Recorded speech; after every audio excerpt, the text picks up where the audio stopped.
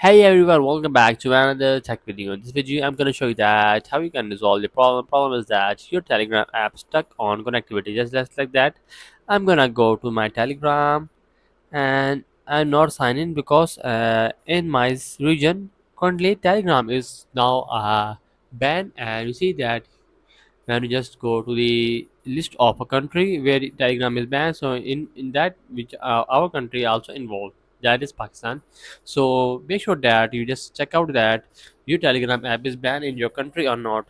So make sure before going to Telegram. And if you want to use the Telegram, simply just go to the VPN and just disconnect with the VPN, and simply just go to the VPN app.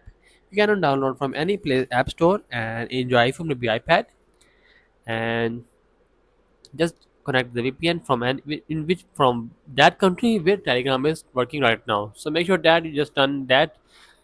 Select that country where Telegram is currently working right now.